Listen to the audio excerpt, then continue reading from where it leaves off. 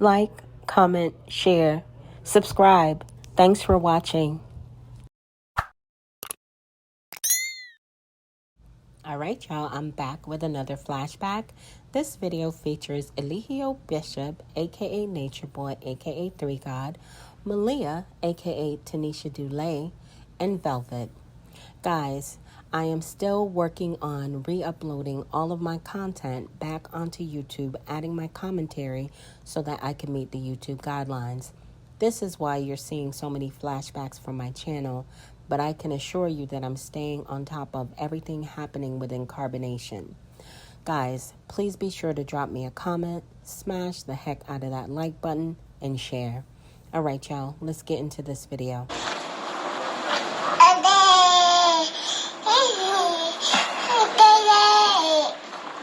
Yep. Peace to the gods. You know, we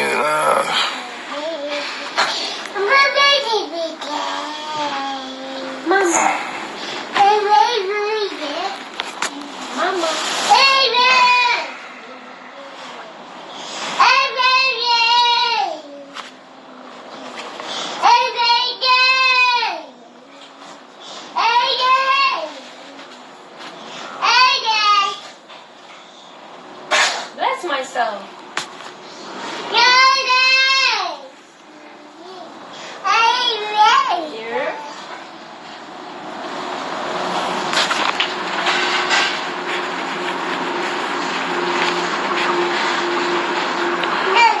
Let's get on the weed, Chief.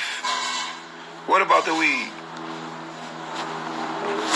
Oh no, I'm not. It's nothing to be upset about. I'm having another baby. Things is beautiful. I'm protected. I got my health and my strength. I have my daughter. I have a beautiful queen and a concubine. I feel so good. Yeah, back then it was just him, Velvet, and Malia, aka Tanisha Dulay, in their little polygamous relationship. I feel so good. You know, there's nothing more I could ask for other than nature, and the environment is gonna come eventually. So We have to get one for her. yeah, Eliana pregnant. What do you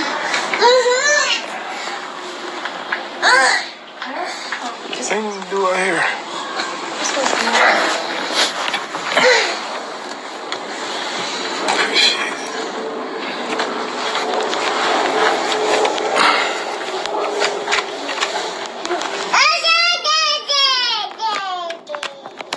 Now, why you gotta go crazy? You gonna do it?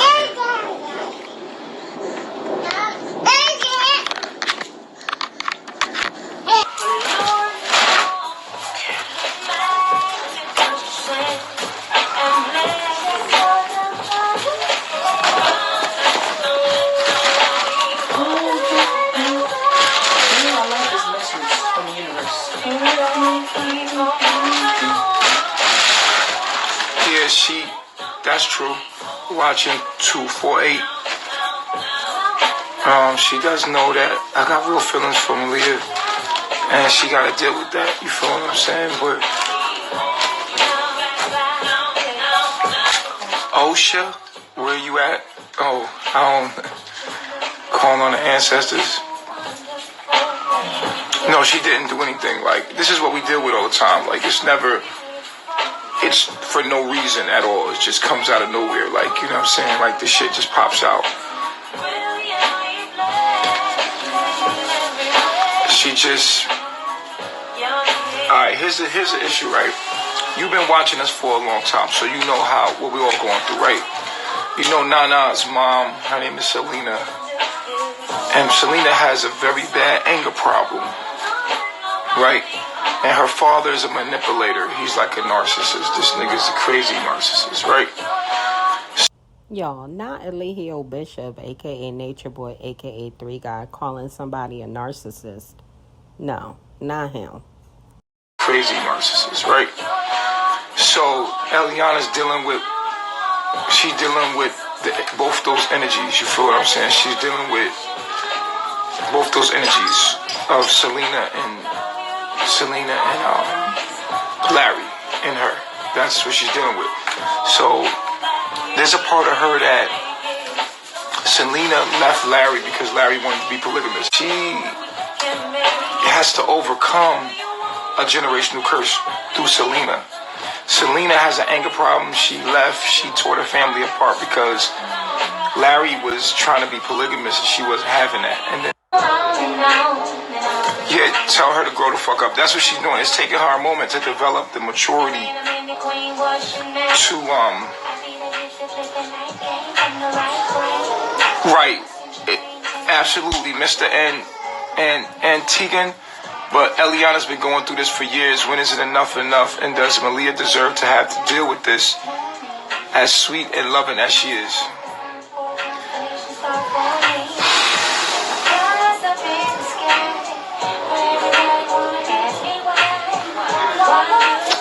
You're right. But what about my beautiful daughter? That's the dilemma I have. The dilemma I have is my beautiful daughter. And so because I'm not going to let my daughter go, I'm dealing with this and I'm trying to be patient and help her grow. You see what I'm saying? Please understand my daughter is worth it. Please. My daughter's worth us fighting for.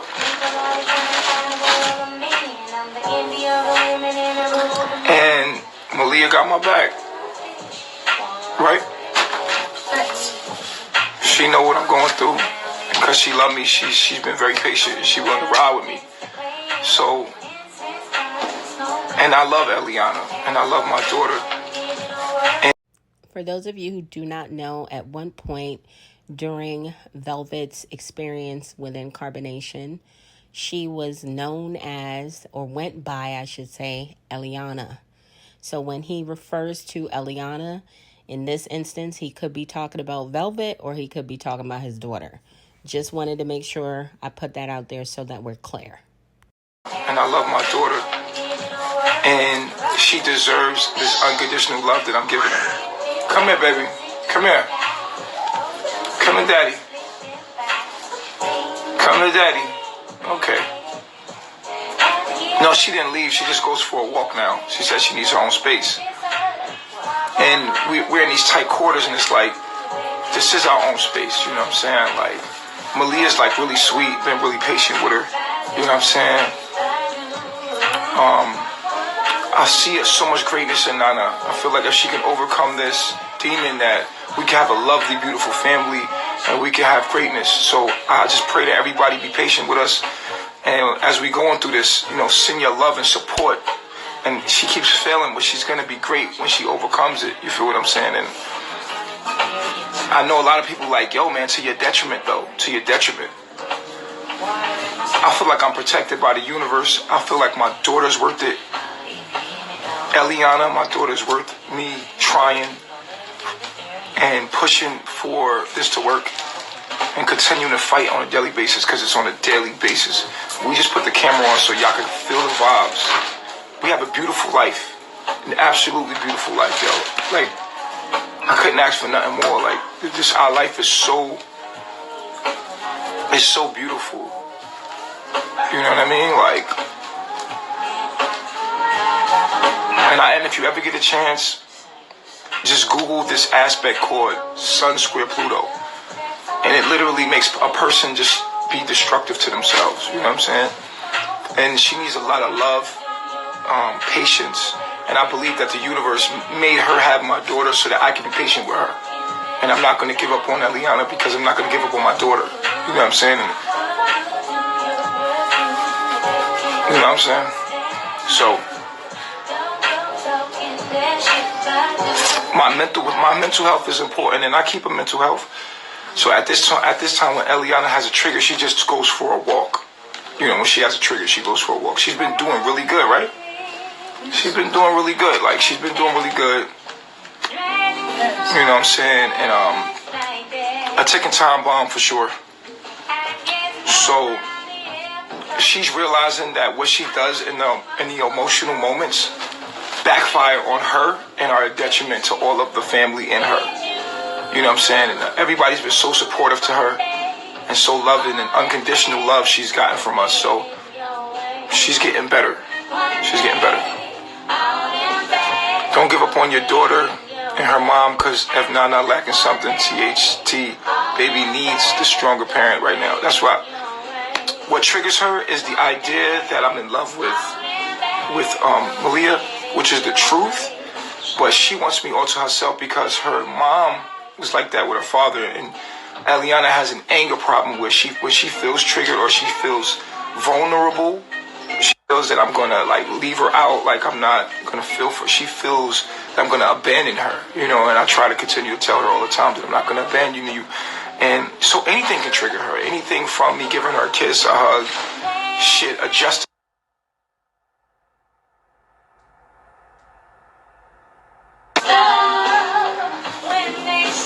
You know what I'm saying? So me and Malia, we sit and we talk about being strong. And Malia has her own shit, right? But she's been very patient. She's been very, very kind, very, very patient. Like she's like the perfect person for the circumstances. You feel what I'm saying? And the only reason why Malia, y'all know why Malia said, because when she left me last time, me and Malia fell in love with each other. Like, you feel me? We had a bond, and I wasn't just gonna let Malia go because she came back. Like I wasn't, because it wouldn't have been genuine. So I just kept Malia because it's the truth. I'm in love with Malia. You feel what I'm saying? So. All right, y'all. Going ahead and drop me a comment, smash the heck out of that like button, and share. Thank you guys in advance. She does need to stop, and it takes a lot of patience from me and Malia. We're kind of like her spiritual parents, you know what I'm saying? So it's like we're working on it, but she's worth it. My daughter's worth it. And if y'all could just keep in the mind of baby Eliana, then you can understand why I'm doing it. You know what I'm saying? Like, keep in mind that of baby Eliana. Please, she deserves her father to protect her. Her mom has anger problems, man. You feel what I'm saying? She does things out of her anger. It's not good. You feel what I'm saying? So it's a sticky situation where we're tiptoeing around all the time, but she's working on herself, and when she gets triggered, we're able to talk to her through it. Talk to her through it. You know what I'm saying? So, can you scratch my head? Yeah, Malia is a very caring woman. Because of her chart, she's the perfect person for it, as I'm the perfect person for Eliana. And on top of that, it has made me grow so much as a spiritual teacher. Like, this relationship with Eliana has taught me so much patience. Oh my God. The work the universe has done on me through this relationship with Eliana, like the person that I've become and the patience that I've endured, I've become so much more of a gentle person because of Eliana. You know what I'm saying? So Nana has made me a better person just dealing with her, because it took me to become that to be able to keep my daughter. You know what I'm saying?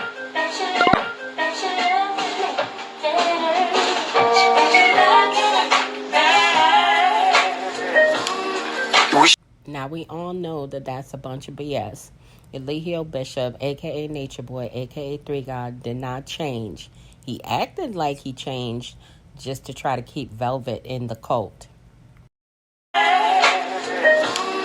We shouldn't have to tiptoe around, but we do, because we have to just ease it in on her, like ease it in. She let your love for Malia flow. I wish it was that simple. It's not that simple. It's like at any moment, my daughter can get just snatched in the middle of the night, and Eliana's gone, with my daughter just gone, like out of here. Like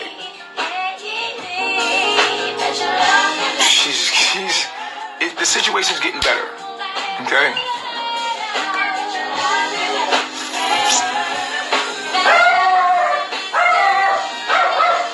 I feel like Eliana does this because she knows that there's excuses being made for her behavior time and time again. It's not fair to anyone. That's true.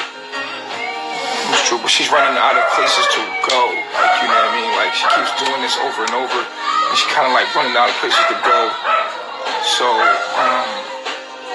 And now she's pregnant again. So it's kind of like the universe is forcing her to work on herself. You know what I'm saying? In those triggers. Nah, she's not evil, man. She's just dealing with some shit, man. Like, she's dealing with learning how to respond to your emotions maturely. You know, sometimes we get angry, and behind all anger is hurt. You feel what I'm saying? Like, there's hurt behind the anger, and behind the hurt is a misunderstanding. And Eliana's Nana's very sensitive being. She's very sensitive. Yeah, we do miss it.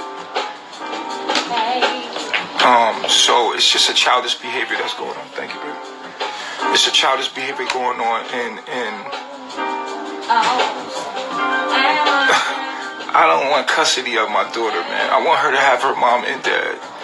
We can work this out. We can do this. I need y'all help, though. You know what I mean? Just need your support. That's all, man. Like, that's all. I just need your support, man. Tell me what you want. Eliana's 23 now. On the 17th. She just turned 23. And it says in the chart that she will overcome all of these things. You know what I'm saying? So it just takes time, and we have the perfect kind of patience and love. And don't get it twisted. Like, we working on ourselves too in the process because it triggers our shit, and it makes us have to be mature. You know what I'm saying? So it's building us as well. You know what I mean? Like, so yeah. We could dismiss people as crazy, or you could just understand the problem. I said it's Sun square Pluto.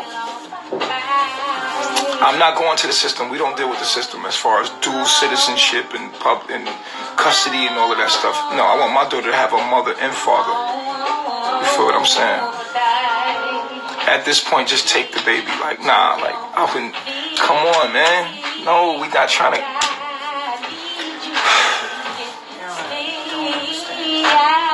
Just beat it out of her. Come on, man. It is draining. They too young, Chief. It's not that they too young because she's younger than Eliana and more mature. Eliana has things in her chart. Y'all not understanding astrology.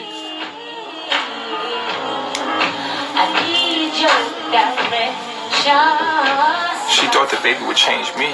I don't know. I don't need to be changed. She doesn't need to be with the baby alone. Yeah, I know that. Put her in isolation, that's not a good idea. Dual custody is not a good idea. She doesn't even want to be without me. You know what I'm saying? It's just that she, yeah, do it right here, baby.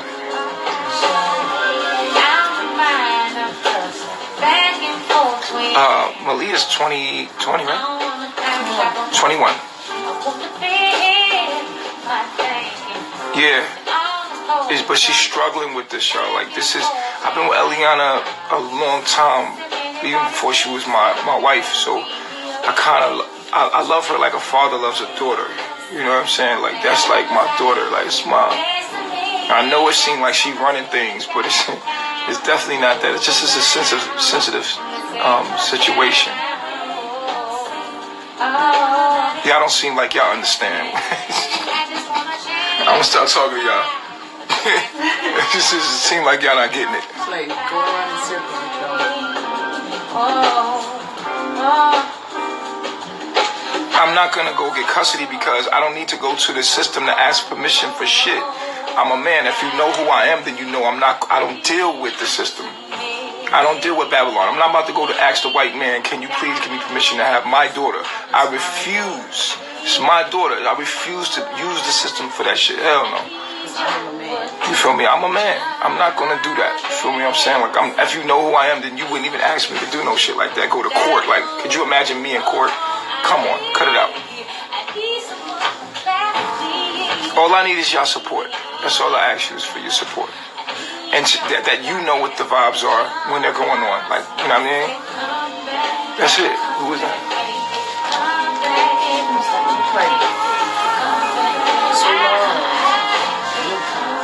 Right. Chief, I heard Nana say that she can't live without you.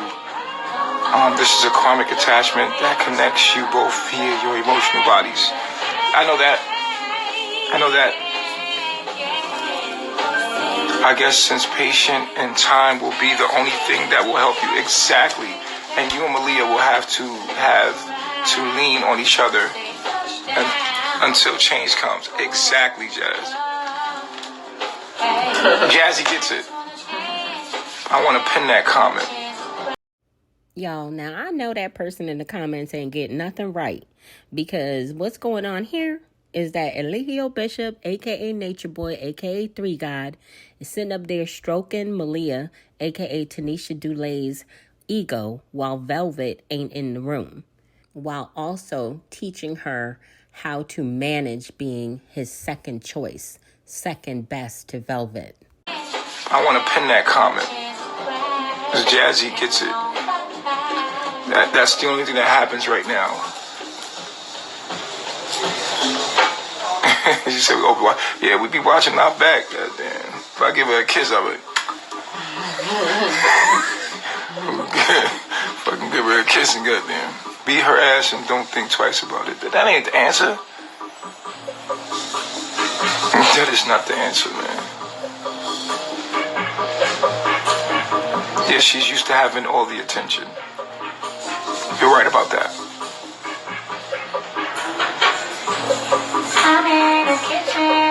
I live my life out loud. I don't live my life privately. I live my life publicly. This is my social media, and these are like people I socialize with. And unfortunately, I live my life out loud because I feel like my life doesn't belong to me. I feel like my life belongs to the public. I feel like we're all going through similar things together, and I feel like why should I hide something that is so? This is the information age. This is the age of Aquarius. Nothing's a secret anymore. Everything's out. And so I live my life out loud. You feel what I'm saying? For people, for you, like so that you can know what to do in certain situations. I feel like the more we hide things, the less we can learn from each other. The more that we're more transparent, the more we can learn from each other. So I try to be as transparent as possible at line without getting myself in any kind of legal trouble, because people could take shit the wrong way. But so please understand what I'm doing with my life and what I'm choosing to do in my life. Nah, I think that when she come up the stairs, she's going to be back to normal. I think she needed to take a little break, get her mind right, get some breath, and she's going to come back. She's been doing really good. It's been a lot of progress. True, that's real, Jazzy. Malia will get sick of this shit after a while. What do you feel about that? I don't feel like I will, because I know what it is. I understand that it's our generational curses that we're healing through. So it's not that I will give up on her, because I won't give up on myself. That's a fact. So that's not an option. Yes. You say that you treat Nana as your child. You have spoiled her, Chief. You stamps her feet. She stamps her feet, and you respond. These babies will be her two against you. Damn.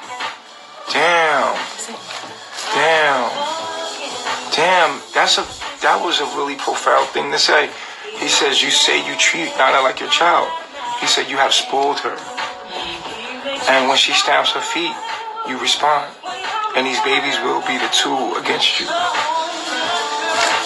Wow, bruh. That's deep. Just sit. Let's just meditate on that. Let's just lay down right there. That was deep. Is it plugged in? Mom, is it plugged in? No.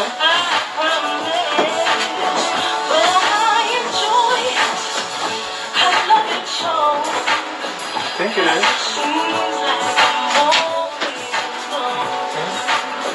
Hold on, guys. It's plugged up. Why is it doing that? You want to turn it together? Yeah, I'm trying to figure out why this is.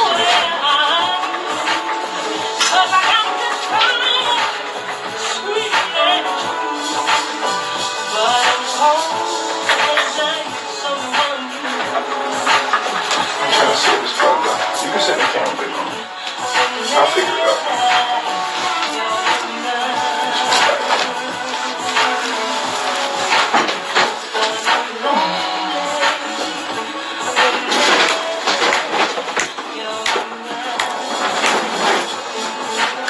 been doing really well though. Like she's been communicating. She's been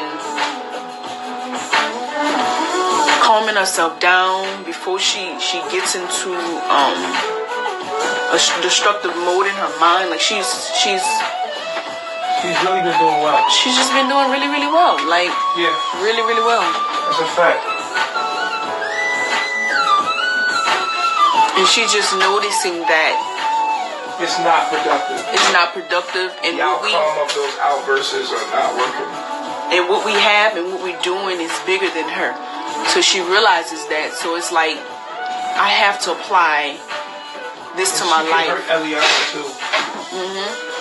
And she can hurt baby Ellie in the process because she don't truly want to go out and live in Babylon. She don't want to truly go back and get a job and work a 9 to 5 and stress and strain herself. She don't truly want to do that.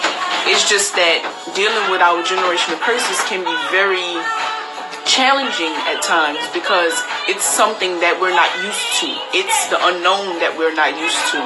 And it's scary. It can be very scary, but she is doing really well. She is going through it. She is doing it. And she's succeeding every day. Every day is going to be a challenge for her. And she just have to know how to communicate through it, get through it, and move on. You know? But she's doing really, really well. Really, really well. She got this though. Yeah, she's doing good, guys. I just need y'all support. Hold on, let's see. Okay. Oh, there she goes. You gonna open the door?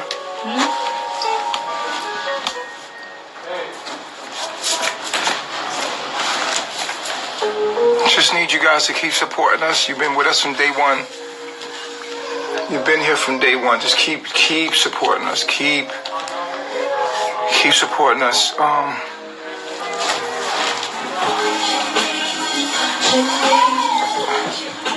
It's very true. What's up, Nana?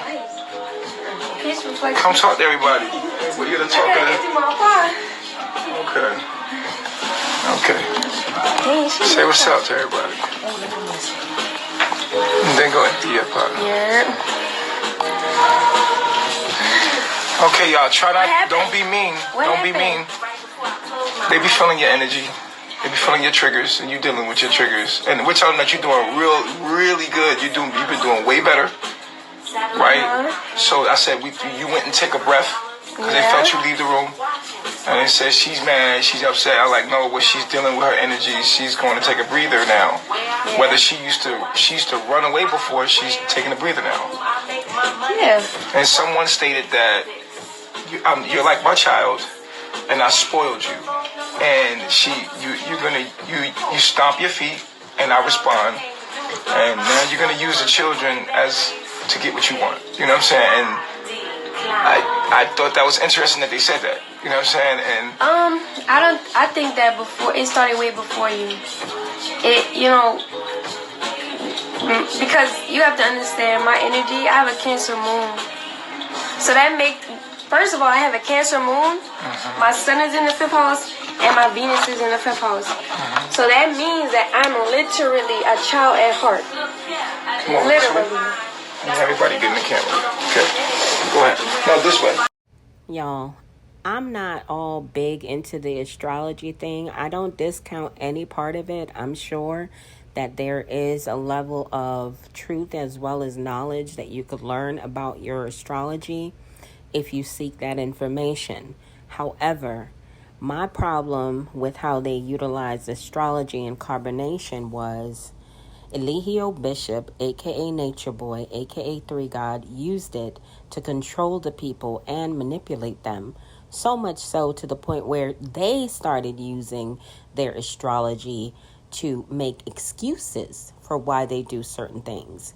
Fast forward to today, Solar, aka Courtney, aka Nature Boy Jr., still does that. Anytime somebody call him on his shit, it's his north node in Jupiter. You know what I'm saying? Okay, go ahead. No, this way. I know I'm with this pain. Okay. So that literally just means that I'm a child at heart. Like, even when I'm with the kids think that I'm their friend rather than their parent because of the fifth house energy and the Cancer moon.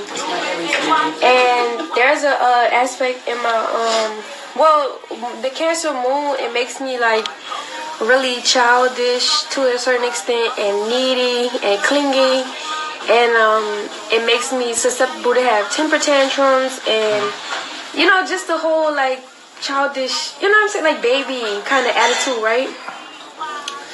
Now I'm learning how to like channel. But I have been kind of like your dad. Well, yeah, you've been my guy. You think I spoiled you a little bit? I can't really say spoiled me because what people don't see behind the scenes. Like, people see up front that like you care about me a lot and maybe certain circumstances. You don't think I spoil you? No, you're really hard on me. Like, you really. I know I'm hard on you, but you know my soft spots. I don't think that. I might be hard on you when I need to be, but you know me. You know how to fuck with me, but when you do it, you kind of hurt yourself when you do it. You understand what I'm saying? No, because it's never deliberate. It's never deliberate. Like, it's never like a deliberation of trying to get my way. You understand? I think it's a subconscious way of getting your way. Like, for instance, you know that I love my daughter. You know I love you. When you take you and my daughter away from me, you know that hurts me, right? Let me finish. But you also know now that it hurts you just as much. I mean, I knew that before. And it hurts Eliana. I knew that before. But sometimes you'll do it just to get your way. No, it's not. And this is what I be trying to explain to people. It's never to get my way. Subconsciously. Because if that was the case, then I would just stay and do some other weird shit to get my way. Do you understand? But I'm not. So that. But you don't think you try in little ways? Like getting upset? No, I just the attitude switch. Just the attitude switch. I seriously, honestly, because of my chart and how my energy is set up, I am a moody person. I am naturally moody. Like, I have to like feel my mood swings and like not respond to them and like have them under control. It has nothing to do with the other person. Like, you understand what I'm saying? Like, No, I truly understand what you're saying. And it's like for the other. Okay, so wow. When that is hurting someone else is when it has to change. Well, yeah, I mean, that's why I'm changing, because I don't want to hurt me or anybody else in the process. You understand what I'm saying? Yeah. Like, I don't want to hurt myself. I don't want to hurt my children. I don't want to hurt you. So, you know what I'm saying? And if I do go there and just continue to be in my little temper tantrum or whatever, that's going to be, like... a detriment to the future and the family and everything that we're building. Forever, if I decided to keep doing it. Like, it's not... smart. Like, it's really I think that the universe is closing the doors on that behavior. What do you think? Yeah. It's not allowing you to. Yeah. And then another thing, with the aspect in my chart where it says that it will take years for emotional maturity, I literally feel like I'm like all my experiences are being being condensed. Mm-hmm. It says in my chart that it'll take a couple of years, but that's not what's going on because of the space and time that we're in within this realm of consciousness. Right. You see what I'm saying? So you're being pushed. Yes. Yeah. Beyond me having the ability or having the. And that's why I was telling the people, I was like, listen, we just need to be patient and loving and kind. She going through it. She's getting better. We just need to be. We need your support. We need sympathy. We need understanding. We're rooting for Nana. Like, she's gonna pull through. We believe in you. I'm really. And Malia's been patient, right? Everybody around me has been patient. Everybody around me has been patient. Like, literally, I mean. Yeah. Okay, so I have to bring this up because also in my chart, I think the reason why like I keep getting chance after chance and as much patience that I've been extended in this like time and space is because whatever I did in my last life, it granted me the compassion from the universe through you guys to be able to. Is it your Jupiter? It's a combination of my Jupiter and my Mercury. Because if it wasn't for your Jupiter, you'd be. Yeah, and in my Saturn. You wouldn't even be in carbonation. And in my Neptune and in my Uranus. So there's a couple things that's working for me in the aspect of like. And you having my baby. But that's in my Jupiter. That shit is definitely helping you. That's in my Jupiter. But. Because I feel like soon as we got together, boom, you got pregnant. Our whole relationship, you was pregnant. Yeah, and I'm still pregnant. So. And you pregnant again. So it's like you goddamn lucky as. Just want to make note of the fact that Velvet was not pregnant during this time.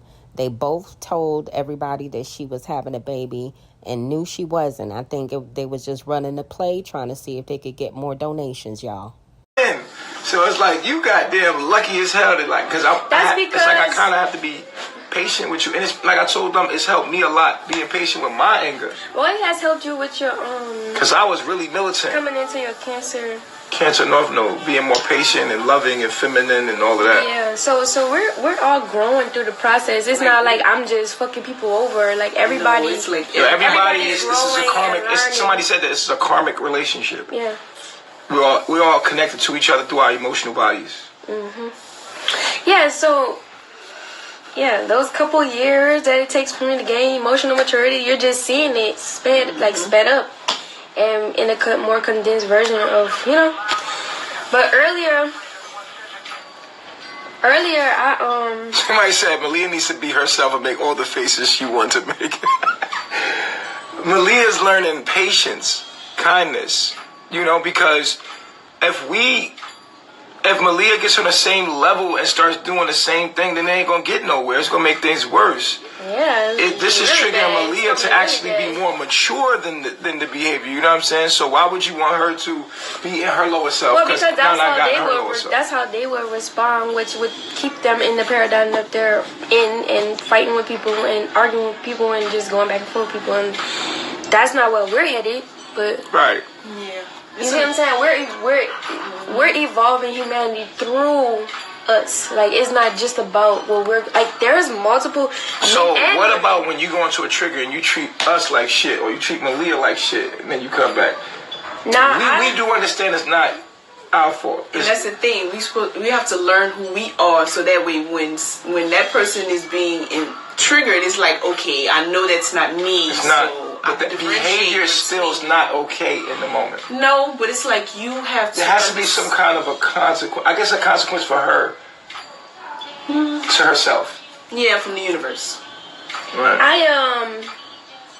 When I be mean to y'all, in the past times that I be mean to y'all, I really don't give a fuck. In the past times. This was in the past times. I'm just being real. Like, that's how I felt.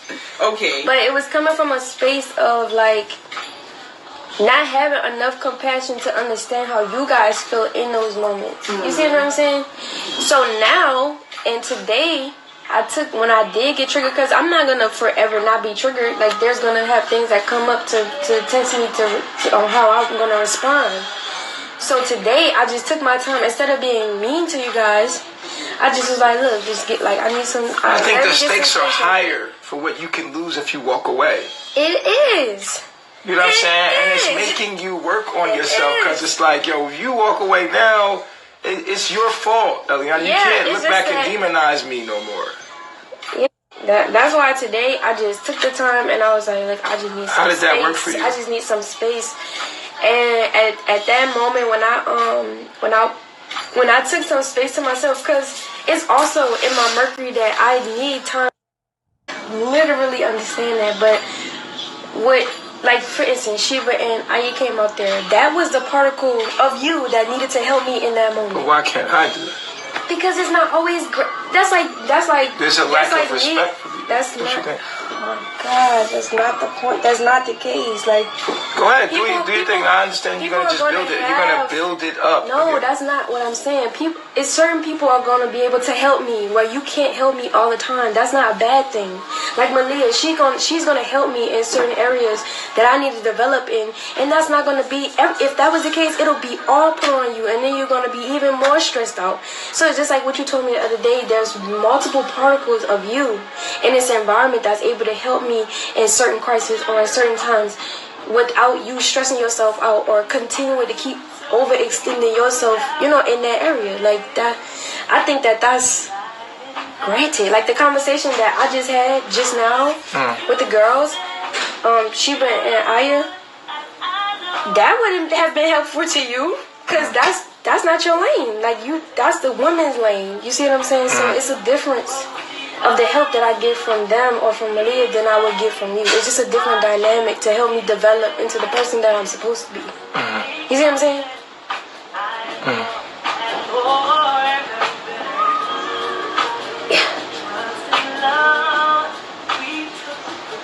That's all I'm saying. Okay.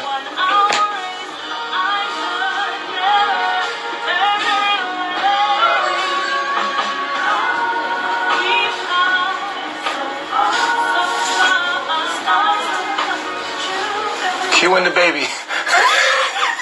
There you go. I just think that I just think that earlier before I went outside, you gave me jewels, right? And I didn't throw those away. I didn't just was like, no, I don't care about what you're talking about. I literally sat with myself in that moment when I took my time. After you helped me in that moment, I took the time to sit with myself. And I said, okay, I held on to that information that you gave me. And at that point, I knew innately that I needed something else, another person in my reality, to come help me develop within that area, whatever that space that I was in, right? Boom, Sheba and Aya came. The information that you gave me was still there.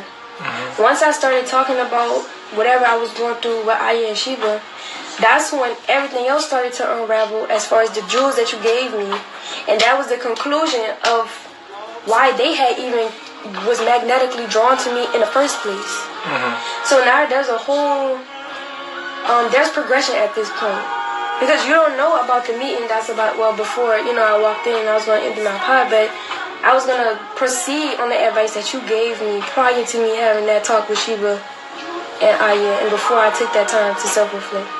You see what I'm saying? So I'm going to move on that information. That's not going to be something you're just going to throw away and be like, I don't know. You know what I'm saying?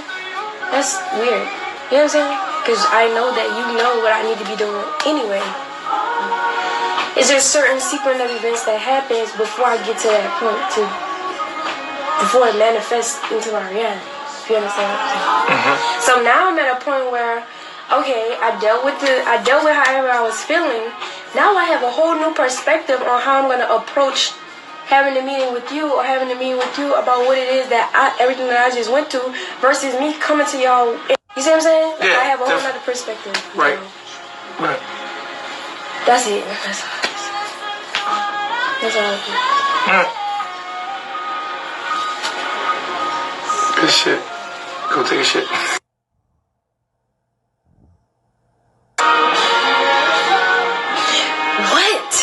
Go drop your pot. Why are you making this so awkward? I'm not making it awkward. Go drop your pot. It very awkward. Would you agree? It's awkward as shit right now. You don't feel that? No. Between y'all, he was like, yeah, go take a shit. That's what I'm saying. So it was that moment. You never say go take a shit. It's I said that's good shit. It was like she said, her part, and she was expecting you to, She got the answers. But I'm listening. You got the answers. You got the answers. You know what I'm saying? What you mean? I mean, you figured it out. You know what I'm saying? Either way, 6 + 3, 5 + 4, no matter what, you got the answer. So you figured it out. So I'm not. What is your disposition with that? It's like I'm chilling. I'm cool. I'm really cool. Y'all need to take a picture of her hair before. You shut She mama. looks beautiful today. I love it. I love it. I love it.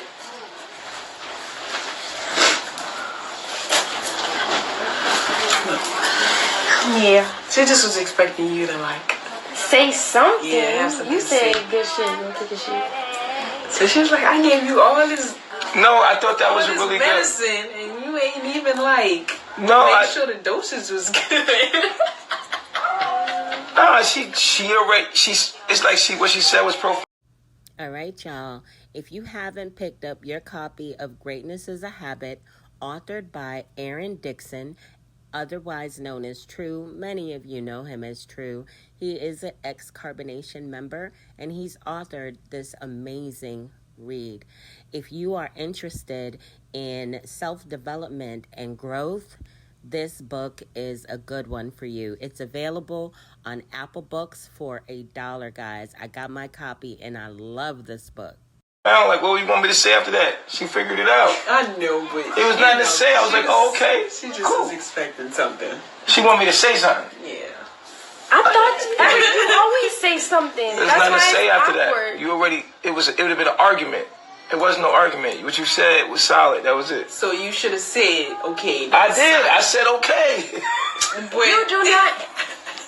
I'm gonna just go down the pot because I get it. I get it now. I got everything you said, and there was nothing else to say. I said okay. You have to understand that you normally be like, you know what, you right, girl, and it's like reciprocated. That energy is reciprocated. You did not reciprocate. Nah, I said okay. You what you said was profound. Though it was no going like, you know what I mean? Like when somebody says something that's profound, it's like what is. It would take a, like right now we're taking away from what you said by talking more. What you said, I wanted to leave it there. Well, I'm just going through my pot. You see what I'm saying? Like sometimes when you say stuff, you could take away from what was said. So I didn't want to say anything because you had the answer.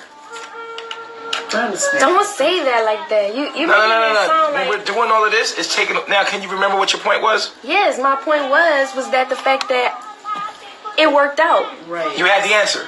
Yeah. All right. That's so. But you the reason why all of it this must right have here, was right now, is taken awkward away. Was because It you was wasn't like, why can't? because I didn't fight with you for once. It was awkward. That's probably what it was. She was like, I didn't get that reaction. Okay, I'm doing something. No, it's not that. It's just that the way you initially responded, it was like, what? There was no. You It was was no argument. Like we're killing it right now. I still want you to keep what you said and come back out and do what you said you was gonna do. Get to my pot. Cause you about to have a conversation with us, right? No. No, you said you went out there to learn I about. have a meeting with the women. Oh. She's like, Okay. yeah, that means you. Okay. Hey, Mama. You look so pretty today. Well, you look pretty as always, but this hairstyle is like a different look on you. Yeah. You like your hair? Who's wet? All the way wet. That must be a little chat. I'm gonna do it later. I'm gonna try. Welcome to our world. If I needed you to map your position, would you try it? If I got you talking about how much you love me, want me, need me, know me, stop talking. No more conversation necessary. Go get it. Go get it. Go ahead. Go ahead. Go get it.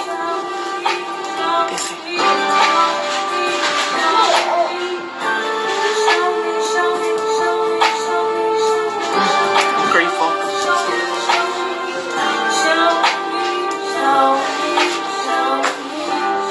Go get it. Go get it. She said apple. You want apple? Look what the apple on the TV. She said apple. She said apple. She want apple. What's that? Apple? If I Apple? She's so smart. She said apple. Apple. Go get the apple. Go get it.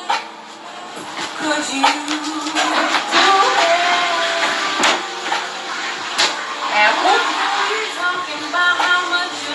You're gonna have to open it for her.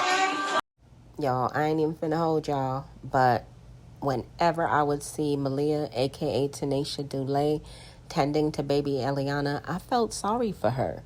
Because, I mean, how could you not? She left her own baby to join this mission, put your quotas up, and her baby was still in diapers when she left, y'all. You're gonna have to open it for her. Cut it. Cut it. What's your question?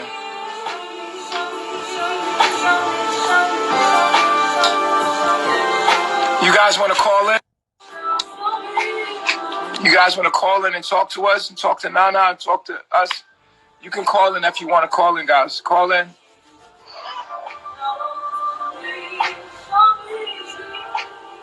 If y'all want to call in and talk about Peace, God. Hi, Chief.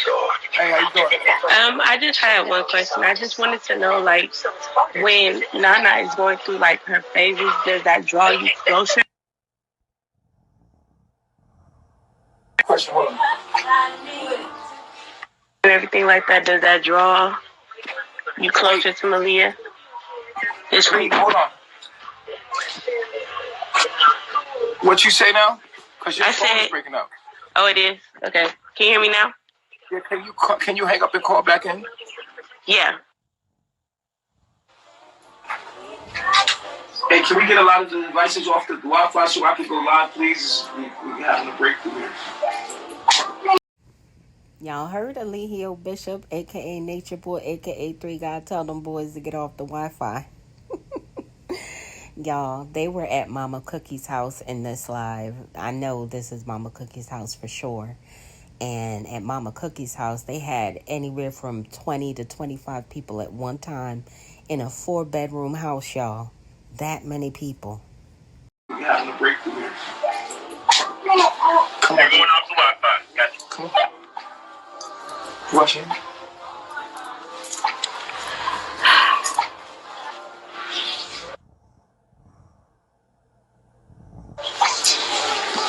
Okay, that was a good question. I would like her to call back in.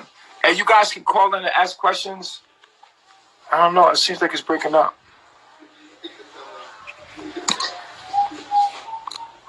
The Wi-Fi's awful right now. All right, I'm getting the Wi-Fi together. Hold on. I have a question. Do you think it was smart? Everything happens for a reason. Everything's happening in divine timing. I'm gonna let the caller call back in. I don't know what's her name, but I hope that she calls back in. You guys gonna come through? She looks just like me. She's standing. Come on. And hi, Peace. Peace, Reflection. What's going on with you? Well, I heard the last caller's question, which was good. She asked if when Nana is having like an outburst, if that, or going through a situation, a breakthrough. Come on, wait. Does come on, we get triggered. Come on. Yeah. Well, say trigger. Don't say outburst. Come on, you know. I apologize. That wasn't the right terminology. All right, so Now, y'all know Velva was tight. Y'all know she was tight when that caller said that she be triggered. Terminology. all right, so listen. Hold on. Let's come in the camera. You're not in the camera.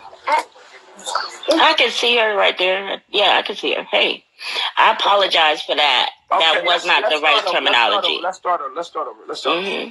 Okay, Yeah. ask your question again. The last caller had said something very profound to like look at too. Do you think that when Nana is going through working on her, debilitations, does that push you closer to Malia? Right, when she gets triggered and she starts acting up, does it push me closer to Malia? Yes. I could see that happening. Okay. Thank you for being. As a consequence of that, I could see it's making me and her sit there and be like, you know what I mean? Yeah, I could see that happening. Stop. Well, thank you for being honest and just, true about that. The other question that I had personally was, will it be okay, or this is for Nana. Nana, do you feel like you would be triggered if Malia got pregnant? Yeah. Why? Because it's a generational curse, and that's something that I'm overcoming. It can't be a generational curse if y'all are nation building, and that's both his. That's just something that I'm dealing with in my programming. Everybody doesn't. I got you. Okay, I respect that. I don't have an attitude. I respect that. Just talk with like you got control of your emotions. Come on. No, but I respect that. I understand that. I respect that. I get what that to her in her mind must be like a broken family. Am I right with that, Nana? In some way. Yeah, I get it. Thank you so much. Y'all have a great evening. Malia, keep supporting. I will. I'm grateful. Yep. Mm-hmm. I'm thankful, Cole. That's so beautiful, Mama.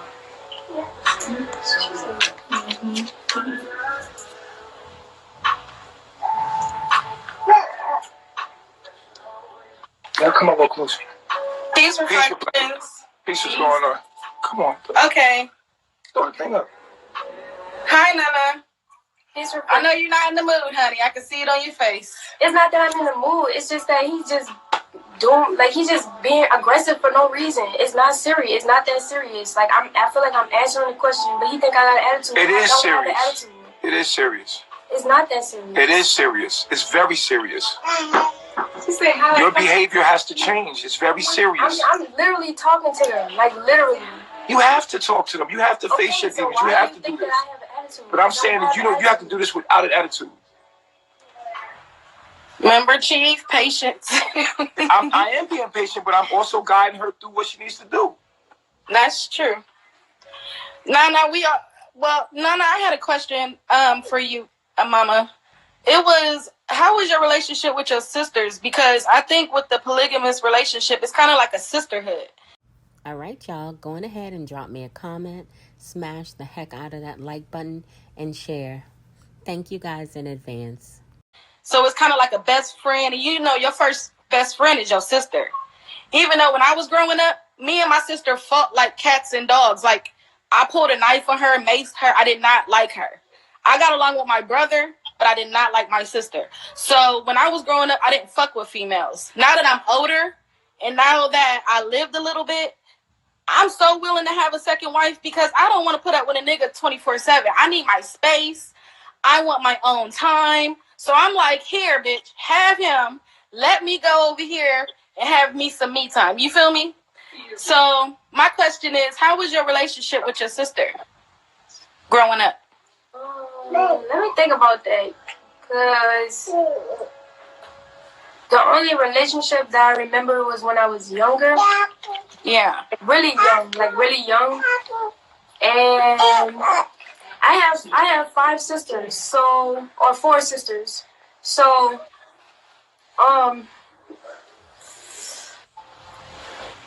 yeah. So you probably didn't you didn't really have a close relationship with them, like you wasn't like hanging out with them. Like being young, of course you have the sisters when you're younger, and the sisters are older, and you try to be with the older sisters. They're like, no, you can't hang out with us, right? So I was the youngest.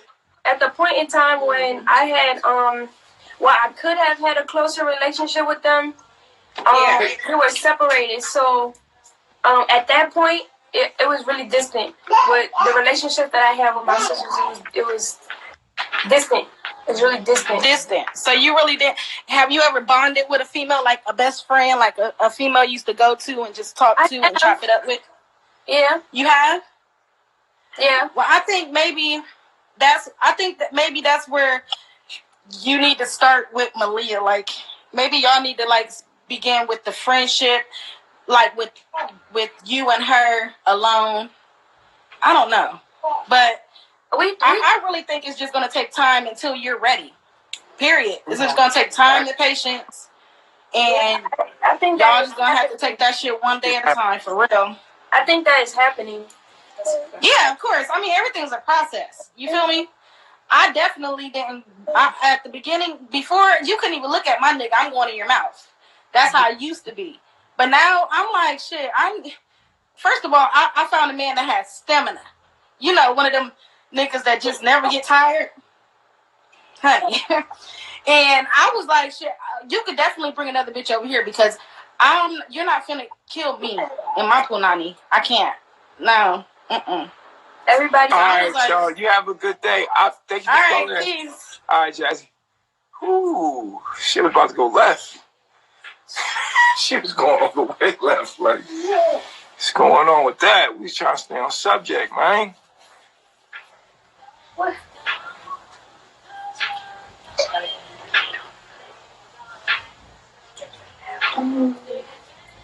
Yeah, she pointed out the apple. Hey, Melanie Buffoon. I'm waiting on you to receive the call, man. Come on. Come on. Melanie. All right. Call back in later, man.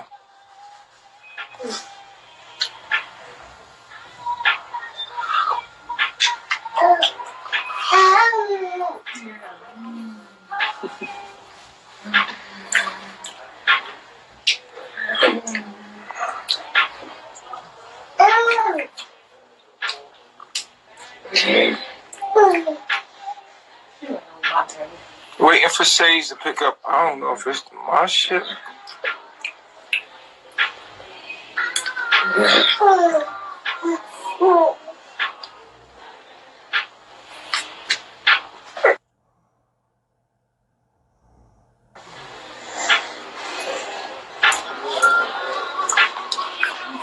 And Malia's 21. I'm trying to let y'all in the room.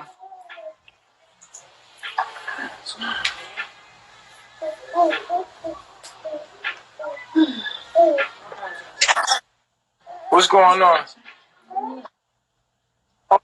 Hold on. We don't see you on the screen. Hold on. Hey, is everybody off the Wi-Fi? Is everybody off the Wi-Fi or what?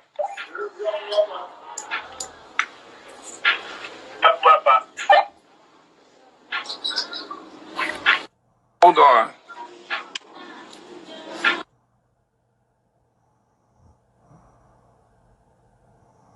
There she goes.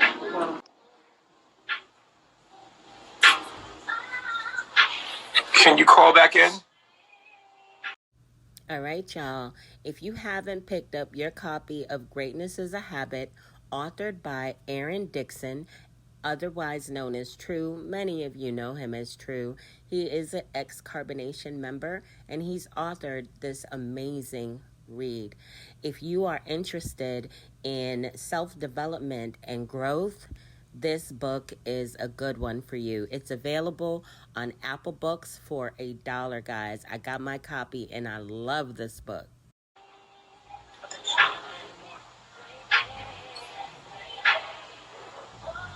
Damn, this shit acting up.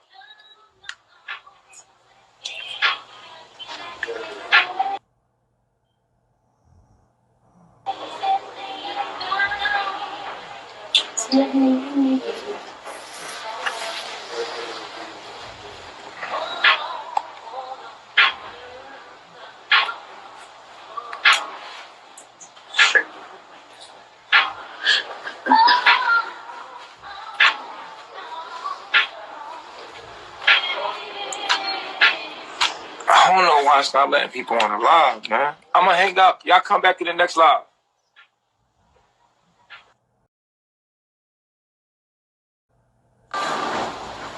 Hey, y'all could call in, man.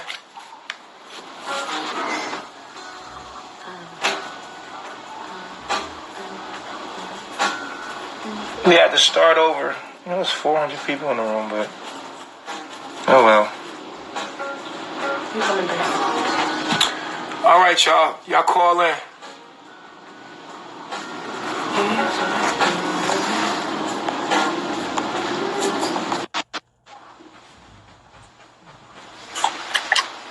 Sounds better? Okay. Peace, God. Peace, what's going on? What's going on, Sean? Great, man. I had an unrelated question to you about one of your downloads, if I may ask. Just call me after this. I've been meaning to call you back, bro, but I've been dealing with this, you know what I'm saying? All right. Peace, God. All right, what's up?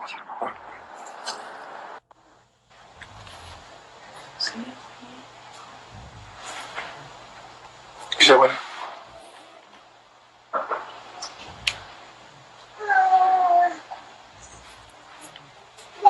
You gonna put that on the charger?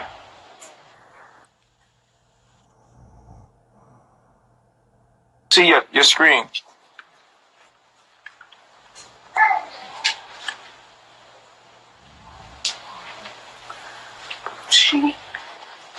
It said Eliana has made them cut their hair off in support of her.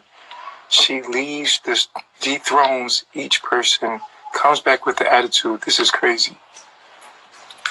She's working on herself. We're supporting her. Oh shit! I called the wrong person in.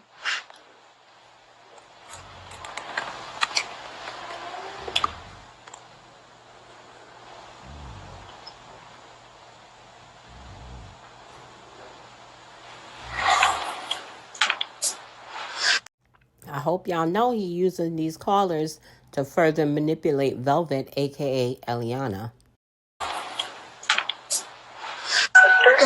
Okay, we got somebody. Can you turn your TV off?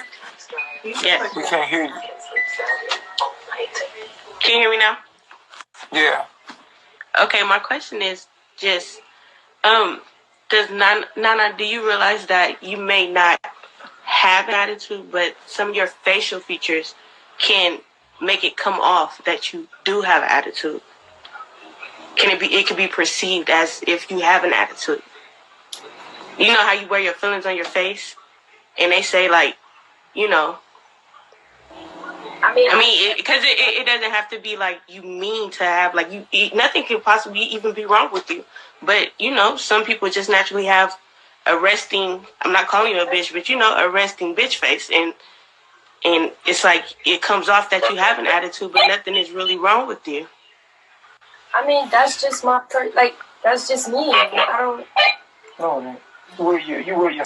Keep going, but that person might have a different perspective than me. I'm like, all right, I need to take a break for a couple minutes. Not even a break, but just slow down so that I can catch with the tempo of my body so that I can finish the race, while the other person just be like, I can't make it and completely give up. So I'm more likely to win the race, through the endurance of learning my speed, learning how to calibrate through that race versus the other person just burning themselves out straight to the end. So that's what I think. I feel like the greatest thing of all is just to trust me and submit to me, period.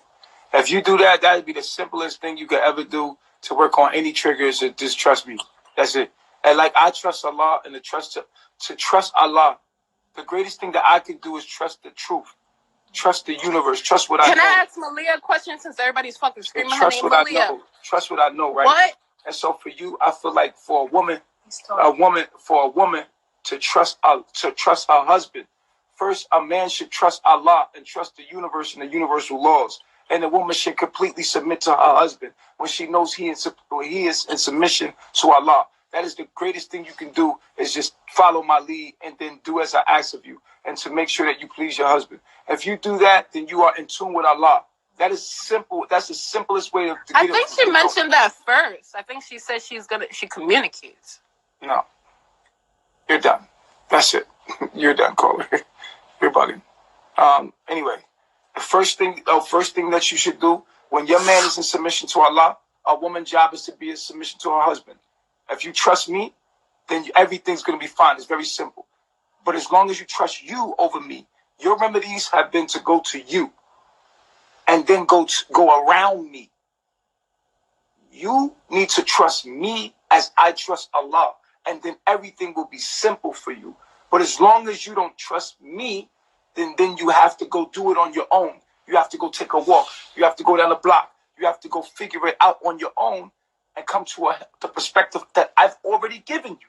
So you must learn through walking over here, taking a space, doing all of this, that my husband was telling me the truth anyway, and I need to trust my husband because my husband trusts Allah. And this is how the man, woman, child relationship has to go. This is the simplest way, period. I would like to add to it, because this is just my perspective. And I want to get it out because I feel like it's important to a certain degree. Like earlier, right? Mm-hmm. We had the trigger I was triggering. You asked me what I was thinking about, and then you told me that I should be, focusing on other things, right? And I took that information. I literally took that information, and in that moment, I trust you. I'm like, he's right. Like, he's literally right. So in that moment, instead of like staying in that space and staying like, I thought that I was like borderline in a funk. So before I perpetuated myself to like go there in that space, I felt like, why not go outside and get some fresh air? Like, why not? I don't think that that's a bad thing. Because through that space that I took to go get some fresh air, I was able to absorb what you had given me in that moment. And then other reflections came to me to help me through that process as well. And it wasn't like I asked them to. It wasn't like it just happened. And then through that process, everything panned out the way that it needed to be. Because that's the way that was. Right. But in the future, you will learn to just trust me without doing that. Do you understand what I'm saying to you? You did that now as a process toward learning how to trust what I said without having to do that. There's still some part of you that feel like you got to go do something yourself and then figure out things and clear your head yourself. Whereas when I told you to do something, to learn how to do it immediately. Just like with me, when Allah wants me to do something immediately, I might not listen. And then inevitably I'm like, shit, Allah already told me what I was supposed to do. And I build trust with submitting to Allah as a Muslim, as a Christian. I submit to Allah, and you're building a relationship with your husband where you learn to trust your husband and submit to your husband, because your husband submits to Allah. When you figure out, oh, my husband's right, I'm just gonna submit. Then your life will be easy. Same with me. If I keep denying what I know is right and know is right, I'm going against what Allah is teaching me and telling me. And so therefore I fall until one day I say, you know what? Allahu Akbar. Allah is the greatest. I submit to Allah. I know the righteous truth and I stay in my truth no matter what. No matter what, I know my truth. No matter what comes my way, Now, we all know Eligio Bishop, a.k.a. Nature Boy, a.k.a. Three Gods' whole polygamy speech and submission speech is falling on deaf ears because Velvet has never been interested in being in a polygamous relationship with him. Never. Know my truth. No matter what comes my way, I trust the universe is going to provide. I trust that Allah got me. I walk on water every day. I trust because I know, okay, something happened where I don't have enough money. But that's just, I already know what Allah has told me. Allah has told me, seek ye the kingdom of God and everything else shall be added unto you. Okay, so why would I ever back down and start going out here trying to make money when Allah already told me what it was? So now I'm fearing and not trusting Allah, and I went out here and get a job and I'm working against Allah. Allah has already told me to focus on your mission. Do what I sent you to do, and I will provide for you. So when this first sign came that I wasn't going to make money, I said, fuck Allah, shit, I'm about to go get this shit myself. Therefore, I'm working against Allah. I'm not submitted to Allah. I submit to Allah when I realize that don't have no fear. I don't know where my money's coming from, but Allah will provide. And it's 1, 2, 3 days coming up, and I'm thinking in my head, I'm scared, but I still trust Allah that Allah will provide for me. And I keep working, I keep moving. And then Allah has shown me over and over and over, I got you. I'm righteous. I got you. I got you. And when I learned that I don't need to go against Allah, and I don't need to go against the all, that I can trust that. Therefore, I have a beautiful relationship with the all. It makes life so much easier for me. And that's where you're getting. You need to trust me as I trust Allah as your husband. This is the easiest way for you to get over your triggers, get over your generational curses, is to learn to trust me, period. Yeah, that's definitely the black woman thinking that, she has to be independent when it comes down to making decisions. Nobody felt independent though. That is an independent I did thing to not say. feel independent. You know, that's what I did not feel independent. I didn't feel like I was going against you. I just felt like I wanted some fresh air. I understand. I don't think that that's a problem. Why? Like, how does that make me not trust you? Because it didn't require fresh air. Who's to you to say that? Because it doesn't You're require. not me. It doesn't require fresh air to. You don't need a fresh air. You only need fresh air when you're in a space of dirtiness. If your mind doesn't trusts me, then you're not in that space. You need fresh air. You need fresh air when your mind gets cluttered and you're like, yo, I already gave you the clarity. The fresh air was the advice I gave you. I gave you the fresh air. You went and took on your own, said, fuck, I'm going to walk out here. I'm like, all right, with the attitude and everything, you walk out here, bad energy on you. I'm like, all right, cool, boy. You're going to walk out there. And then, it's building. Okay, I give you the space to do so. I'm just telling you, even when you're doing that, you're learning how to trust me. It's just doubt in me. And just like I've doubted Allah, it's the same doubt that you have in me. And eventually, after time, you will see that the best remedy for everything that I need is to just listen to my husband. That's it. I don't need to walk out. I don't need to get air. I don't need space. I need to listen to my husband and submit to his will and whatever he asks of me. And I'm gonna be straight. I don't need to do nothing. Peace be still. Listen to my husband and life is easy. But because there's your own will and you have your own mind, therefore you're gonna go try to make a remedy for yourself. And in the end, all you're gonna see is that I'm doing extra shit, and I could just listen to my husband. I need to How go. is that extra? I didn't need to go do that. I didn't need to go do that extra shit. Who's to say that it wasn't right now, you need to do it. Right now, you need to build. Now listen to what I'm saying. Right now, you need to do that. I'm telling you, the easiest route from point A to point B is a straight line. You going from B, C, and then coming around. I said, okay, cool. You got to do that. Eventually, you're going to see that you don't have to do that. You could just trust your husband. That's all I'm saying to you, man. You could go do your air. Go walk away. Go do whatever you need to do. I'm telling you that eventually you're going to come to understand, like, wow, it's simple. It's simple. Point A, point B, straight line. Don't need to do none of that. It's a very simple process. Listen and submit to my husband. Certain experiences she just has to go through in this moment of time to see, how the outcome is going to be, and to see that I'm going to listen to my husband eventually once I get out of my own independent mindset. I used to have to take a walk when I got angry. Then I learned how to deal with my anger. Then I could sit here and be free within myself. I don't need to take a walk no more.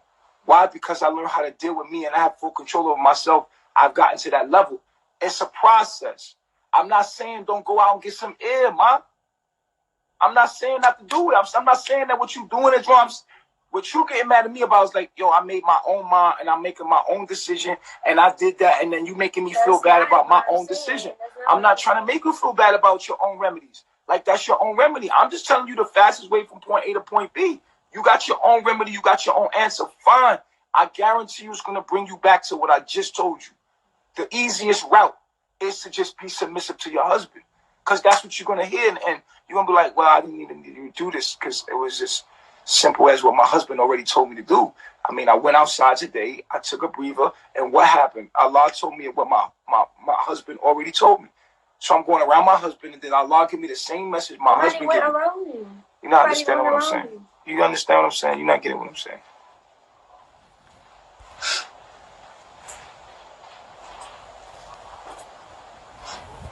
The message you got from going outside is the same message I gave you right here in this bed. And you have to learn how to listen to it the first time rather than going out here and doing all that to get it. I'm saying it's a process, though. I just said it's a process. You're growing. It's okay. I'm just trying to give you the hack. If you don't want to have to do that, the easiest way is to submit to your husband. That's it. That's all I'm saying. That's all I'm saying.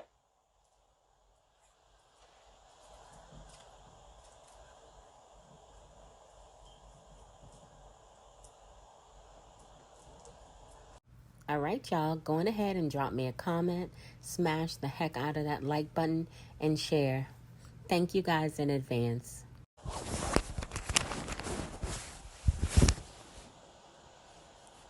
Back in, man. Live ended. You get water? I need one too. Hey, one of y'all bring me a water? I need one more. They have one right here.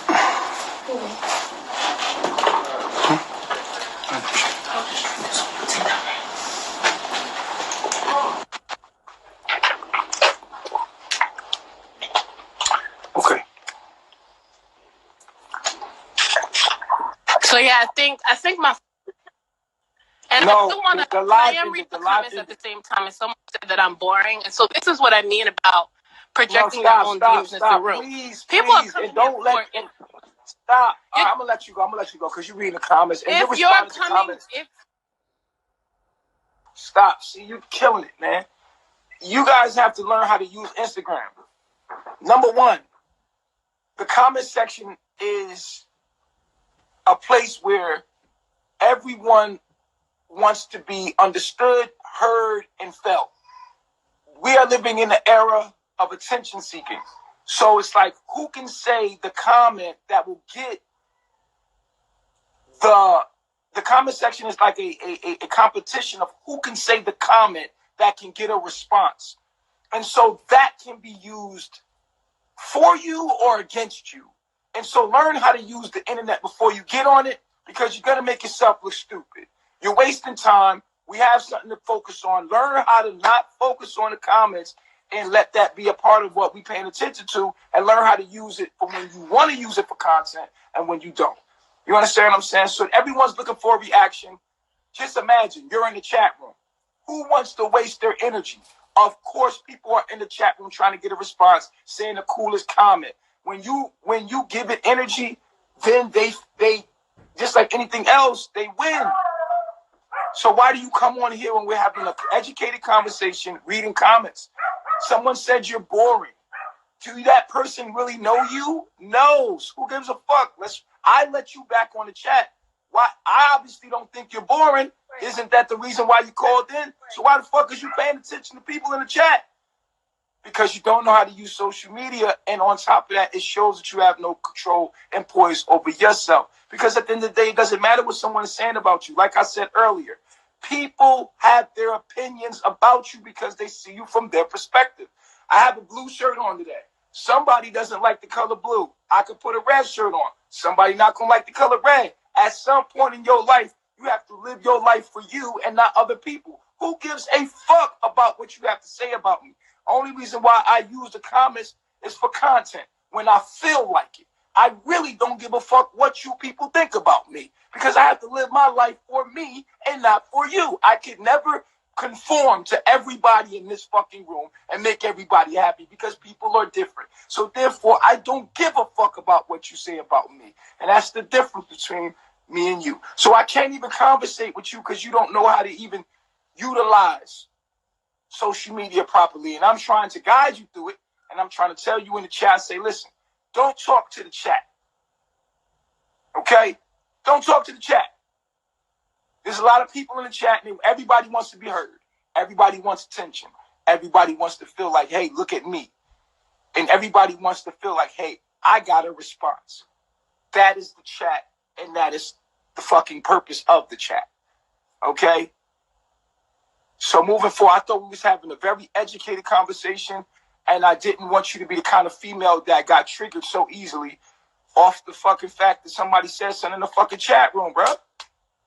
My Wi-Fi got really bad. That was the point that I was actually trying to make. So nobody cares about the chat. Let's get back to polygamy. Let's get back to the education so people can learn something out of this. The point of us going live is to bring up subjects that make people think, that change and it sparks people's lives. Somebody saying you're boring, you're making it about you. Who gives? No, I'm not. No one knows you. We can't even see you. But I'm not addressing the fact that they're saying that I'm boring. I know what you're saying. You're saying that people judge you from the chat, but that's what they do, and we're giving them no. credit right now. I wasn't trying to say that. You're saying that people judge us. People judge us from the chat, and they said the same thing about you, and that's your point. People don't know you. Don't have enough information. They're saying you're boring. We don't care. Listen. No. I was trying to make the same exact point that you were trying to make, that if if your perspective is But why completely are we fucking giving the energy? because we're trying to enlighten others, are we not? No, we're not trying to enlighten the person that's a fucking troll. They don't care about being enlightened. You're wasting your life. Let's talk about polygamy, because that stuff enlightens people that are trying to listen and understand things. That's what this is about. Do you agree with the last point that I was trying to make about polygamy? No, I was trying to tell you about how I felt that we shouldn't have separate rooms. We shouldn't have separate houses. I feel like that's an Islamic thing, and I don't agree with that to be as far as conducive for marriage. Now, you could tell she's new to the cult situation because had she known, she would have known that Eligio Bishop, a.k.a. Nature Boy, a.k.a. Three God, requires all of his wives to share the same home/room/bed. As far as conducive for marriage, I feel like marriage is when one or two things become one entity. Now, I feel like the closer, if me and you are husband and wife, the closer that we become in oneness, that's the less I'm going to not want to be around you. That means if I truly like you, and I truly want to be with you, and I truly want to be in a relationship, I'm going to want to get closer and more intimate with you, because that's what marriage is the closeness of oneness, not separationness. I feel like that is like having 4 or 5 monogamous relationships. I don't feel like that's polygamy. I feel like that's monogamy. I think Eliana wanted to chime in. What were you going to say? I just have a question. How do you accommodate a family of 8? Just theoretically speaking. Uh-huh. In one room. Like I don't. I never said. No, okay, so yeah, I never said different. Well, you could damn sure do it in one house. Look at all of us. We all up in one house. But that would lead to having more than one room to accommodate the family. What I'm saying is, we all in the carbonation is in one house right now. I'm not talking about carbonation. I'm talking about if I'm having children, right? She's gonna naturally have children as well. We're all not gonna be able to be in one room. No, I'm not. You keep saying one room. I'm saying one house. But that would inevitably lead to separate rooms. No, that's cool. I feel like there should be multiple rooms. I feel like you should lounge and be wherever you want to be, but we should be in one home, under one roof. I'm not saying if carbonation can live in one house. No, I don't feel like my wife should have separate houses. I feel like it should be a lounge type thing. Now, if Nana wants to sleep over here with the baby and she falls asleep over there, that's fine. But we still have this oneness in our bond where the children are all raised intimately and close. And that's the only way that the children can even be raised properly anyway. I don't think that I see what you both are saying. And so with my understanding and seeing things that actually do work, in a real world, you're going to have your own land. I mean, in an ideal world, you're going to have your own land. So it's not necessarily going to be different houses. Like I got to go drive down the block to go see my girl. But that's how Africa does it. Houses. You're going to be on the same land. It doesn't necessarily mean like you're going to go to sleep with Chief in his space. He's going to have his own space, and then but you're all on the same land. Y'all all growing the same shit. Y'all all, you could have a lounge space where y'all all get together with the babies, but when y'all going to sleep, when y'all in y'all intimate moments, then y'all have your own space. You feel me? Or that's here's not. The problem with that. Here's the problem with the intimate moments. Like, I'm going to be real with you. When it come to me and Nana, right? I'm not spending no night outside with outside. I'm not going nowhere without Nana. Like, I'm not spending the night without Nana. Do you understand what I'm saying to you? When I'm not with Nana, I feel like I don't like, you know what I'm saying? I don't like that. When you have a wife, when you truly love your wife, you don't want to spend a night without her. Anybody in this room that got a wife and you add another wife, when you spend a night with the other wife, you're going to be thinking about the one wife. So to eliminate all of that, just have them all together. Because at the end of the day, I'm not spending no night without my wife. When you have one wife, you have a bond with that one wife. You add another wife, and you start spending time with the other wife.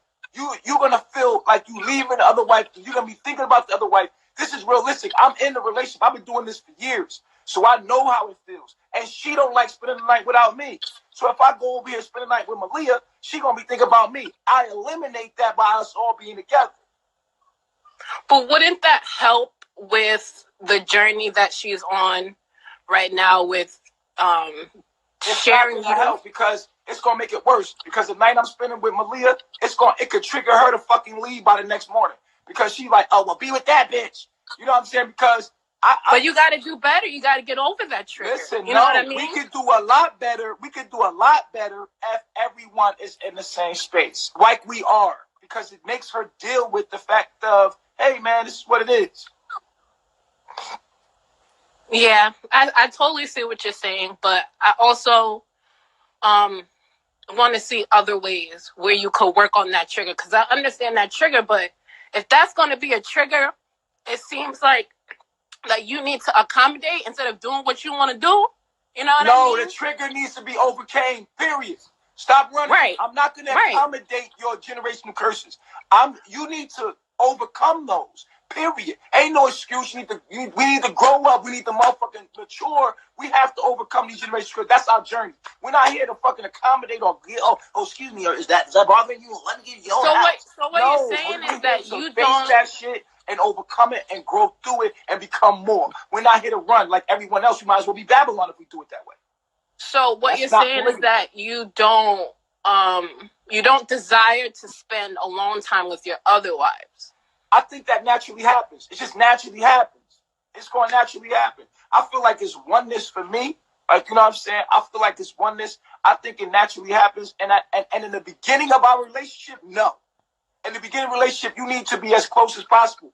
Then as everyone gets comfortable enough, then they get in their spaces and then you do your thing. But in the beginning, no, you're cultivating a relationship. You're growing. We're learning to trust each other. We're learning to be intimate with each other. It's like the beginning of a marriage. When you have a honeymoon stage, right?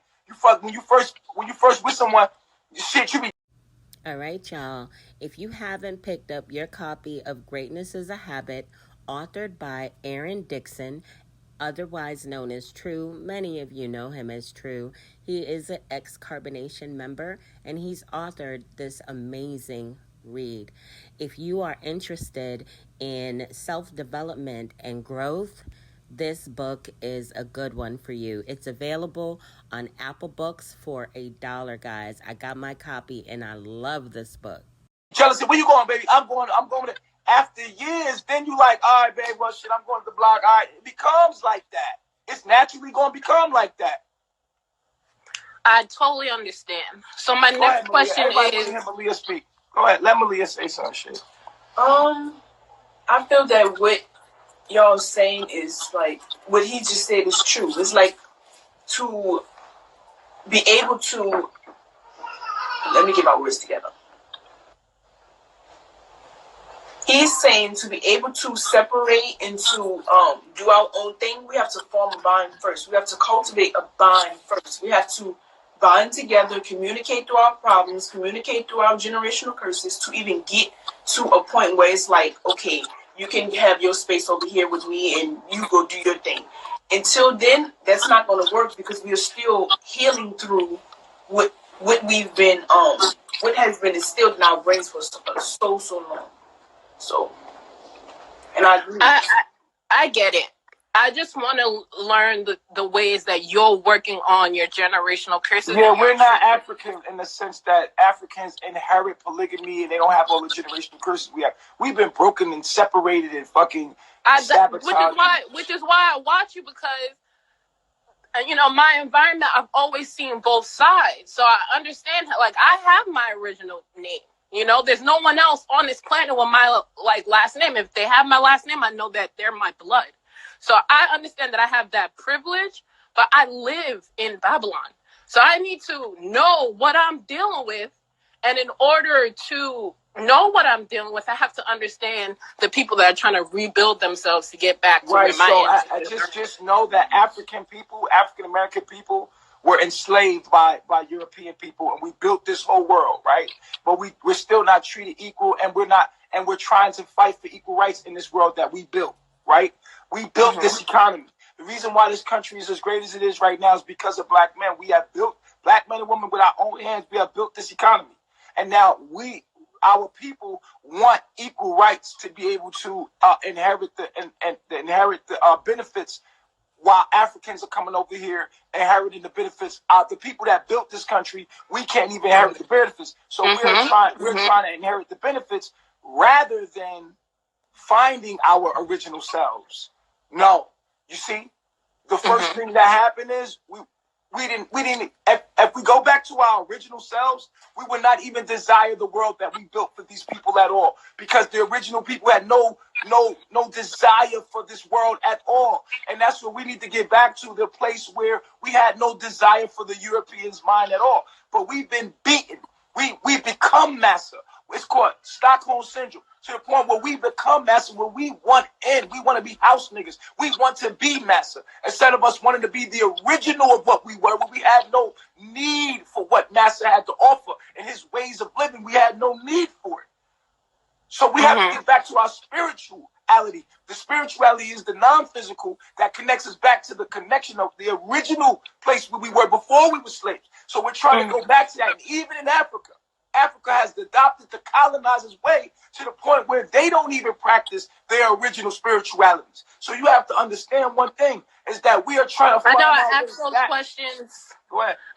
The last time I went to Nigeria was 2015, and the first thing I asked my uncle was like, yo, what's good? Like, why y'all not praying to the Orishas and shit like that? And he has so many stories of just how colonizers have pulled from the shit, the truth, how they've just stripped the truth from us slowly and slowly. He was telling me things from the Bible that were completely stripped, and you know, the lies that were told onto.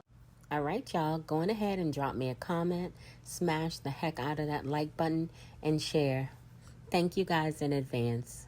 Black people, in order to keep them enslaved, and they have all those stories in Africa. So luckily, I have the best of both worlds, where I can come back and see, like, okay, so Black people are literally still enslaved.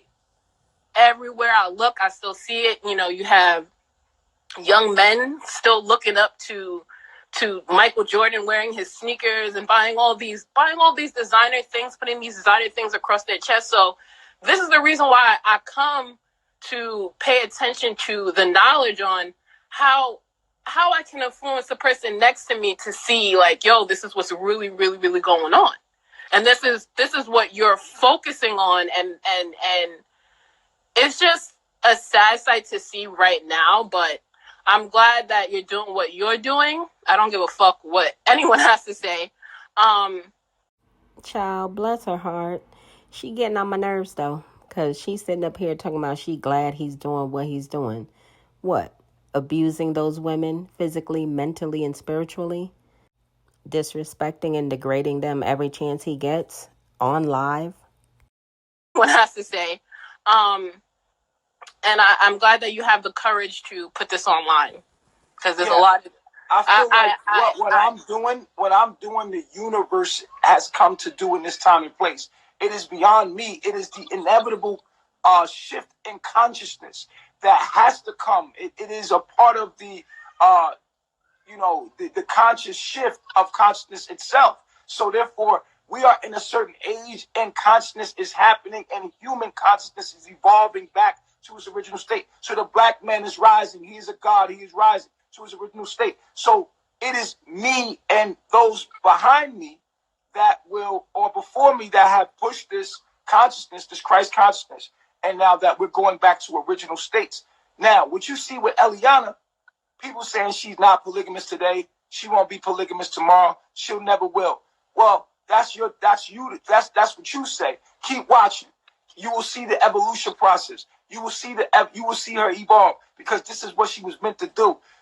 And you can say I don't let them speak, but I can speak for my wives when I speak, because we're one. Am I right? Right. You feel me? I could speak for my wives, because I could speak for Carbonation, because we're one mind, one self. Now, they might have individual truths in the fact that they have individual struggles, but I'm going to give you the truth that rebukes all subjectivity in your mind and gives you objectivity to deal with. You understand what I'm saying? So that's what my job is. I'm the Messiah. I'm the messenger of Allah. I'm here to give you truth, whether you like to hear it or not. My thing is this. What you're seeing before your eyes right here is to inspire black men to stop lying to you, black women. But you black women are against me doing what I'm doing. It's saying that you are okay with black men lying to you behind your back. If you support this, then you're saying, you know what, this shit is real. We should implement this into the black community because this is real. And instead of black men being on child support, our baby moms should get together and stop being mean to each other and putting their baby fathers in child support, putting them in jail, and perpetuating the new Jim Crow, and get with polygamy and make it work. But not with just any man. We have to educate our men. And that's what Chief is here for. I'm here for you to turn this on while your man listening, so maybe he can get into my videos and get his mind right and feel his energy so he can be strong and he can handle things the way I'm handling them. You see what I'm saying? So the reason why I wanted to jump in this polygamy conversation, and I think that's the reason why I come and get information from you guys, is because I have not met one black man that has been extremely monogamous. They always are not necessarily I'm looking to cheat, but they desire other women. They desire qualities of other women around them. I have not met one black man, African man too, where they strictly just want their one woman. So I think that more people need, not necessarily, if they're not getting the information from you, I'm just able to, because you said I didn't know how to use social media. I know how to use social media. I've been watching y'all since 2018. But I think that it's totally important to keep building yourselves on polygamy. So there's things that Ellie, if people might not say that she's polygamous right now, but do they even know? Have they even ever experienced being in a situation where there's 3 wives and 1 husband and all the kids is in the house? If they have not experienced that, then they can't say that Eliana is going to be monogamous. She wants to be monogamous. There's things that she needs to debunk from her programming that she's learned before and relearn things. And we know this for a fact. And so the reason why I wanted to dig deeper into how you're going to work on your triggers is because that's a journey that we all as women have to work on. And whether it be a generational curse of learning, like it's only one man, it's only one woman, and it's going to be forever like that is not even natural. You know what I mean? And so a lot of the things that we need to deprogram from ourselves is going to take time. It might take 5 years, 10 years, but as long as you're working on it every day, then you ain't going to see those comments no more. Just do what you got to do. I think that Nana knowing and hearing all of these women call in and saying like, yo, man, and it reminds her of her purpose for even doing this. All right, y'all, go on ahead and drop me a comment, smash the heck out of that like button, and share. Thank you guys in advance. Well, what do you think? What do you think, Eliana? Do you think that it's going to take time? Do you think that not only time, do you think that it's going to take experience? Do you think it's going to take wisdom? Like, what do you think it's going to take? Because I've watched you go back from your higher self to your lower self to your higher self, and I do it every single day. So that's why I'm not on here to judge. I'm not on here to throw any judgments or anything like that, because I have my own personal battles every day while I'm looking at my lower self. Sometimes I'm looking at my higher self. Sometimes you know what I mean? But how do you feel that you're going to stay on this uphill battle of my higher self since you're already sitting in your purpose? First of all, I think that it's gonna take commitment to my journey, like fully understanding what I'm here to do, which I already know what I'm here to do.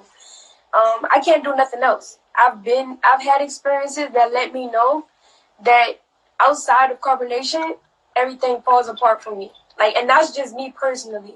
That's how my life goes. I'm not living other people's life. I can't speak for other people. But that doesn't fulfill my soul. And I've figured that out on numerous occasions. So having commitment for this journey is number one. Yeah. It's kind of like working out. Like, if you missed that third day at the gym and you was on a week schedule and you don't go on the 4th day, you're out of it. You know what I mean? So you got to be disciplined. You know what I mean? Did that. What are you laughing at? What are you laughing at? The next. That was a bad analogy. The next thing that I think. It was a great analogy. What are you talking about? You work out. You know what I'm talking about. I don't work out. Can we just go back to the? Go ahead. So the next thing I think that is important for me to just keep working on my triggers and steading fast and enduring through the evolution process is also communicating what I feel and what's coming up. Communicate through the trigger rather than trying to hold it in or not say anything about it and then letting it build up inside of me and then I become a ticking time bomb. Is that your usual way of dealing with it? Yeah, like usually when I get triggered, I just wouldn't say anything. I would just, I've definitely seen that. I've definitely seen you just like clam up and she was trying to talk to you to get out your emotions and, so I totally understand because I was the same way. Like I'm a Scorpio sun, Scorpio moon. And I literally, when I was younger, if somebody's pissed me off, I just would not say nothing. Like, you're not even worth my words. Like, that's how I felt. So, yeah. So now that I've learned. People, the beings in my life, they don't deserve that. So communicating. Do you guys believe in chakras? Do you work on your chakras? Wait, I gotta finish answering my question. Okay. The question you asked me. Because this is all ties together. How to overcome generational curses or your triggers or whatever it is that you're going through personally on your spiritual journey. The same things that I'm saying you could use for yourself to keep you on your spiritual journey, on a righteous path. So communicating with them and being completely transparent about the things that I'm thinking about and not having an attitude through that process is very important. Also, writing. I think that's a good way to express myself. For me personally, expressing myself through writing and getting it out in that aspect as well. And then, last but not least, is just to have consistency through both of those facets. Through the commitment and through the communication is having consistency to always just keep going no matter what. Because on the other side of this is something beautiful. Right now, it's like, seems all warped and, you know what I'm saying? But it's not, the race is not given to the strong. The swift or the strong is given to the ones that endure to the end. So while me and somebody could be running the same race and I may slow down and that person will keep going, but that person might have a different perspective than me. I'm like, all right, I need to take a break for a couple minutes. Not even a break, but just slow down so that I can catch with the tempo on my body so that I can finish the race while the other person just be like, I can't make it and completely give up. So I'm more like to run a race, through the endurance of learning my speed, learning how to calibrate through that race versus the other person just burning themselves out straight to the end. So that's what I think. I feel like the greatest thing of all is just to trust me and submit to me, period. If you do that, that'd be the simplest thing you could ever do. All right, y'all. If you haven't picked up your copy of Greatness is a Habit, authored by Aaron Dixon, otherwise known as True. Many of you know him as True. He is an ex-Carbonation member, and he's authored this amazing read. If you are interested in self-development and growth, this book is a good one for you. It's available on Apple Books for $1, guys. I got my copy, and I love this book. To work on any triggers, just trust me. That's it. And like I trust Allah, and to trust Allah, the greatest thing that I can do is trust the truth. Trust the universe. Trust what I know. Can I ask Malia a question since everybody's fucking screaming her name, Malia? Malia? Trust what I know, right? What? And so for you, I feel like for a woman to trust her husband, first a man should trust Allah and trust the universe and the universal laws. And the woman should completely submit to her husband when she knows he is in submission to Allah. That is the greatest thing you can do, is just follow my lead and then do as I ask of you, and to make sure that you please your husband. If you do that, then you are in tune with Allah. That is simple. That's the simplest way to get I think she mentioned that first. I think she said she communicates. No. You're done. That's it. You're done, caller. You're bugging. Anyway, the first thing that you should do when your man is in submission to Allah, a woman's job is to be in submission to her husband. If you trust me, then everything's going to be fine. It's very simple. But as long as you trust you over me, your remedies have been to go to you and then go around me. You need to trust me as I trust Allah, and then everything will be simple for you. But as long as you don't trust me, then you have to go do it on your own. You have to go take a walk. You have to go down the block. You have to go figure it out on your own and come to the perspective that I've already given you. All right, y'all. I hope y'all enjoyed this video as well as my commentary. Please be sure to drop me a comment, smash the heck out of that like button, and share. Guys, I want to give a warm welcome to all of my new subscribers. Hey, y'all. Welcome to the channel.